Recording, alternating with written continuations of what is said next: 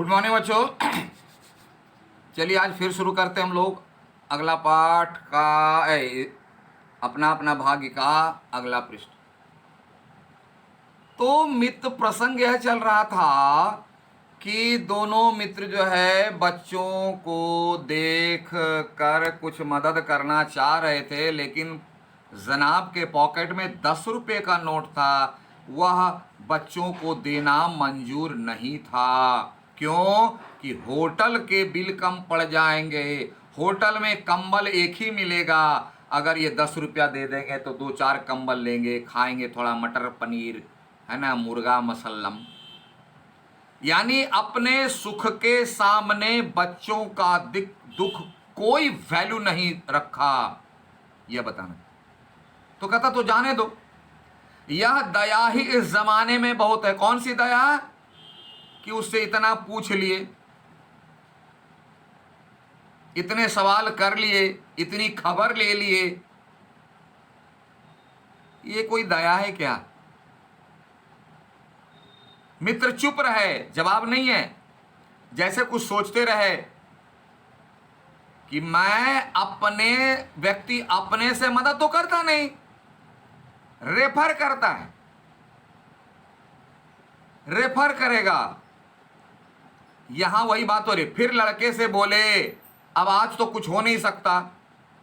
क्या नहीं हो सकता भाई मेरे? आप होटल में हो, आपको होटल में होगे तो आपके पास जरूर होगा चनाचूर, बिस्कुट, ब्रेड, बटर तो होगा ही। होटल में ठहरे हो, कुछ व्यवस्था तो कर सकते थे खाने पीने का, नहीं किया। जवाब क्या था? अब आज तो कुछ नहीं हो सकता। जैसे आज के साहब लोग बोलते हैं तो 5 बज गया छुट्टी, अब तो काम नहीं होगा। आपका चाहे जितना अर्जेंट रहे, आपके बच्चे मर जाए उससे उसको क्या लेना देना, कल मिलना। ये साहब लोगों की आदत है, कल आना, कल कभी नहीं आएगा। वह होटल डीपअप जानता है? होटल डीपअप यानी एक होटल का नाम है, बड़ा होटल है। वहीं कल 10 बजे मिलेगा, बोले वहीं तुम आना मुझसे भेंट करने के लिए, ठीक है? बच्चे का सवाल होता है, हाँ कुछ काम देंगे हुजूर, क्योंकि जानता है बच्चा कि ये दुनिया ऐसी है कि बिना काम किए वह बात भी नहीं करेगा। बोला कुछ काम देंगे? क्या वो आता है, हाँ हाँ ढूंढ दूंगा। बोला हाँ ढूंढ देंगे, लेकिन कभी नहीं ढूंढेगा वो। लोगों वो कहते हैं ना, वचनम किम दरिद्रम, बोलने में क्या दिक्कत है, खर्च लगता है थोड़े। अरे तुम हमको बोले होते तो तुमको हम प्रधानमंत्री बना देते, बोले तो नहीं। हमको बोले होते तो अभी हम पैसे की मदद कर देते। जब बोलोगे तो रोएगा, बोले अरे अभी आया था एक लड़का उसको दे दिया, अभी आया था अमुक आदमी उसको दे दिया। बातें बनाने में व्यक्ति बहुत चालाक है। बोला हाँ ढूंढ दूंगा। बच्चा फिर पूछता है शायद कहीं कुछ खाने को मिले, तो बोलता है तो जाऊं। एक उम्मीद थी कि इतना सवाल पूछा तो लगा था बच्चे को कि कुछ खाने को मिल जाएगा, उसी उम्मीद में बच्चा पूछा तो जाऊं। बोला हाँ जा। ठंडी सांस खींचकर मित्र ने कहा कहां सोएगा? देखो फिर सवाल कर रहा है, एक तो कुछ मदद नहीं किया, ऊपर सवाल पर सवाल। यहीं कहीं बेंच पर पेड़ के नीचे किसी दुकान की भट्टी में, दुकान की भट्टी मतलब ठंड लग रही है तो भट्टी बोलते हैं, बड़ा सा चूल्हा बनाता है ना, देखो मिठाई की दुकान, बड़ा सा चूल्हा बनाएगा। आजकल तो गैस वाला है, पहले मिट्टी का बनाते थे, और दुकान बंद करने के समय उसकी आग को निकाल देते हैं तो वह कुछ गर्म होता है, तो उसी के अंदर बच्चा घुस के सो रहेगा, ठंड लगेगी तो।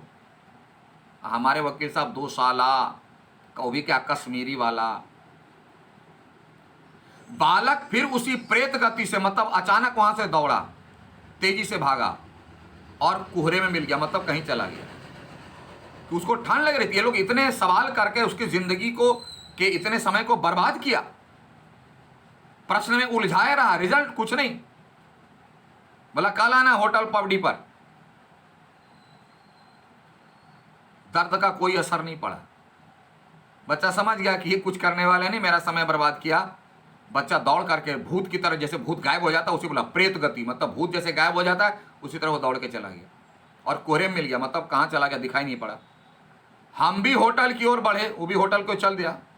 बोला मैं कितना महान हूँ, देखो बच्चे के लिए मैंने व्यवस्था कर दी, होटल दीपक पर आएगा, उसको मैंने नौकरी दिला दी। हवा तीखी थी, मतलब हवा में बहुत ज़्यादा ठंड थी, हमारे कोटों को पार कर बदन में तीर सी लगती थी, और अपने बारे में कितना सुंदर वर्णन कर रहे हैं, और बच्चे के बारे में सोचा भी नहीं। यही आज की दुनिया, अपने दुखों का गाना ढोल मंजीरा खंजीरा लेकर गाएंगे, मेरा दुख सबसे महान, तुम्हारे पास तो दुख ही नहीं है, दूसरों के दुख की कोई चिंता ही नहीं। सिकुड़ते हुए मित्र ने कहा, मेरी ठंड से सिकुड़ रहे, भयानक शीत है। अरे कभी सोचा उस बच्चे को कैसी ठंड लग रही होगी? आप ऐसे हो रहे इतना ओढ़े पर होटल में, बच्चे के बारे में कभी सोचा? बेचारा कमीज लटकाए हुआ है, शरीर पर सिर खाली पैर खाली, कई दिनों से खाना नहीं, उसके ठंड के बारे में आपने सोचा? नहीं सोचा।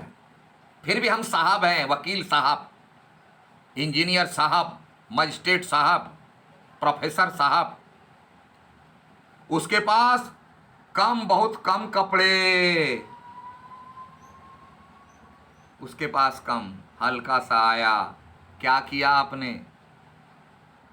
बोला यह संसार है यार, यह दुनिया है। मैंने स्वार्थ की फिलॉसफी सुनाई, बोला संसार है यार, सभी संसार में अपने अपने लिए सोचते हैं, सभी दूसरों के लिए सोचने वाला बहुत कम। चलो पहले बिस्तर में गर्म हो लो, फिर किसी और की चिंता करना। पहले चलो, पहले अपना मुर्गा मसल्लम खा ले, अपना पेट भरा रहेगा, तभी दूसरों के बारे में सोचा जाएगा। अपना तर्क फिलॉसफी दे दिया।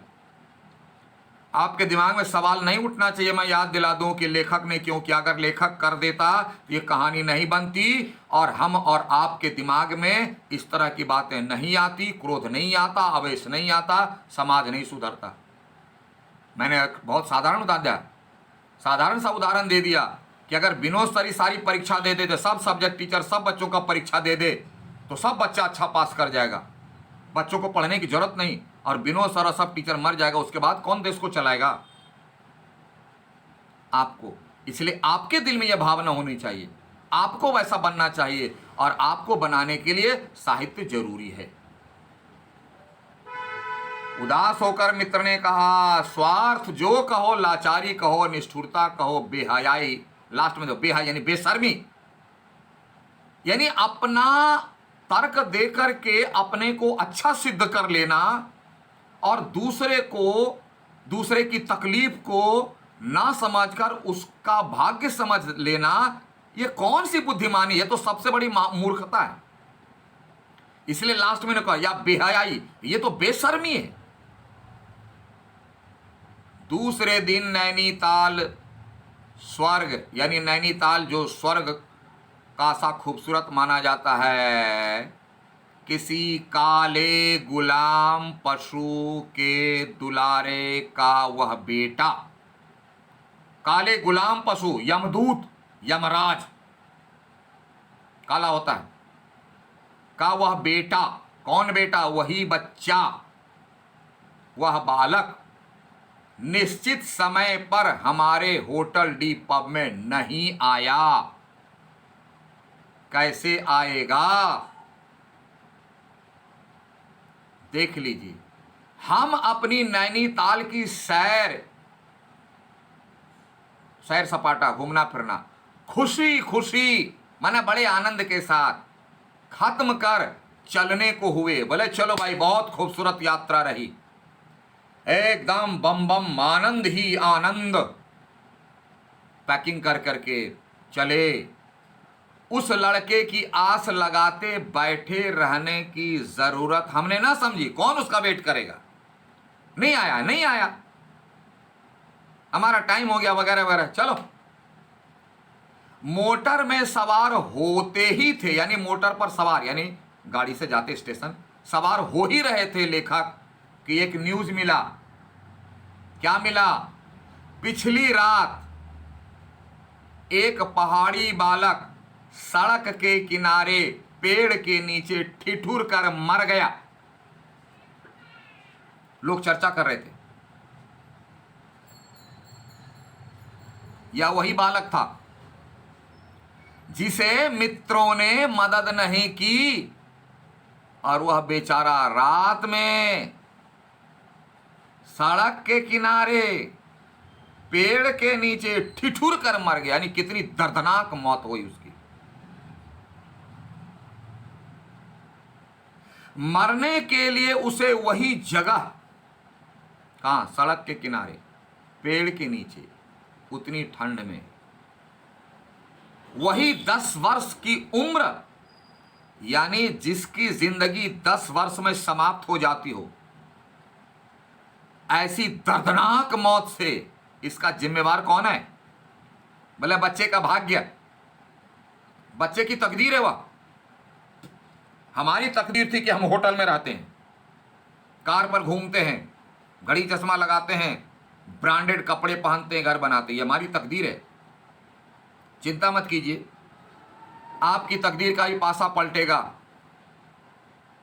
और यह कहकर आप बच्चे के प्रति अपने दायित्व से भाग नहीं सकते, समाज भाग नहीं सकता। इसका 101% रिस्पॉन्सिबल हम हैं, आप हैं, हमारा समाज है।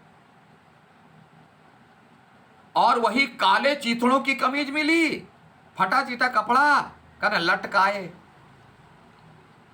आदमियों की दुनिया ने, यानी हम जो कहते हैं मैं प्रोफेसर साहब हूं, डॉक्टर साहब हूं, फलाना साहब हूं, ने बस यही उपहार उसके पास छोड़ा था, गिफ्ट दिया। हमारे शिक्षित समाज ने, हमारे समाज ने उस बच्चे को क्या गिफ्ट दिया? सड़क के किनारे पेड़ के नीचे इतनी ठंडी रात में ठिठुर कर दर्दनाक मौत वाली गिफ्ट दिया उसे। ऐसे समाज को हम क्या कहेंगे?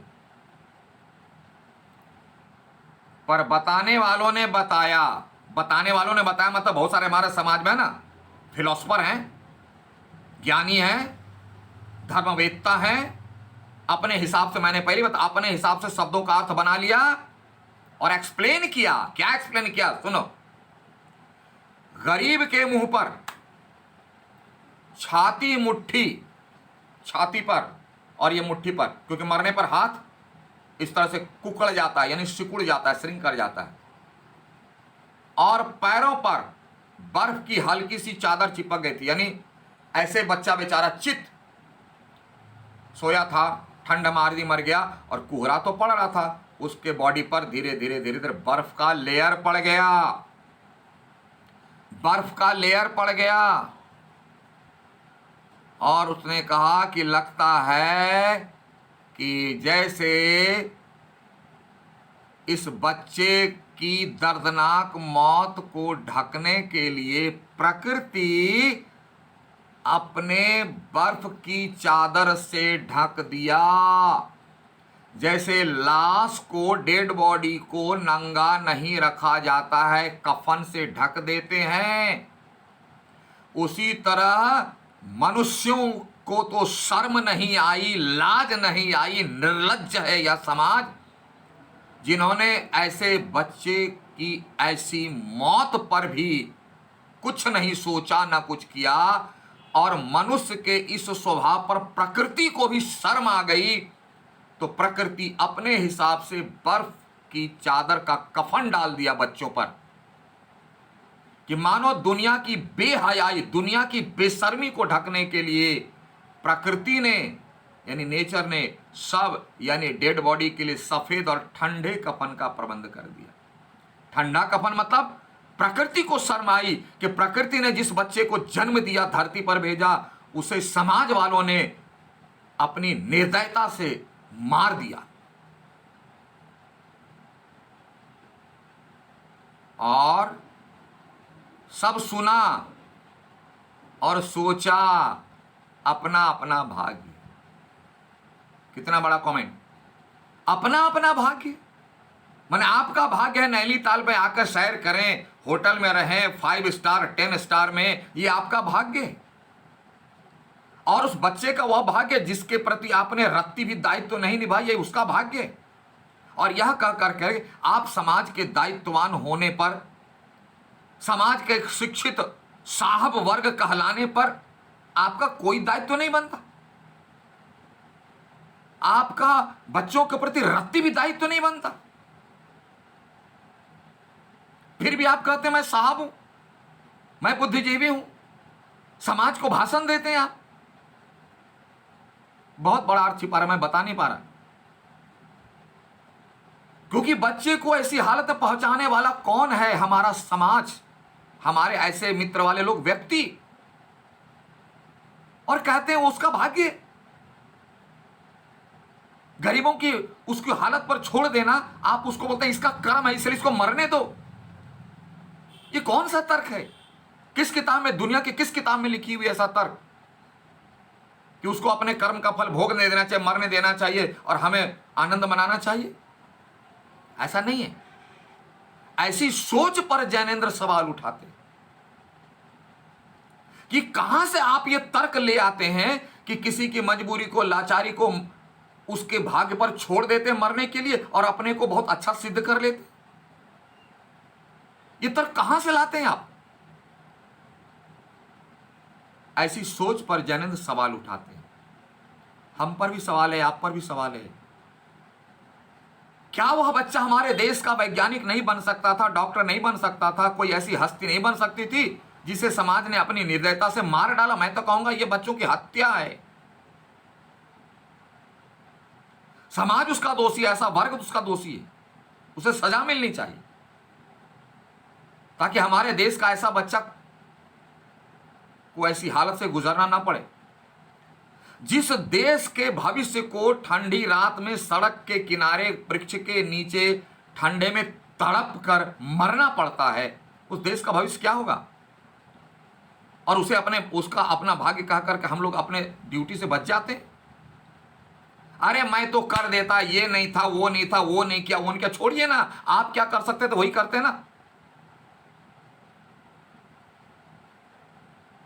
अपने को महान सिद्ध करने के लिए उसके भाग्य को दोष दे दिए।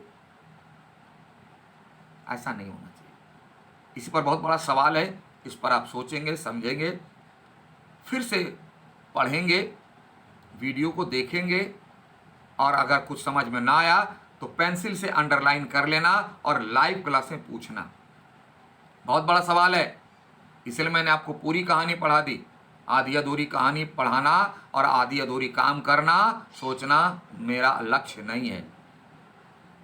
ठीक है, तो आप पढ़िए, समझिए, ना समझ में आए लाइव क्लास से पूछिए। तब तक के लिए thank you, have a nice day.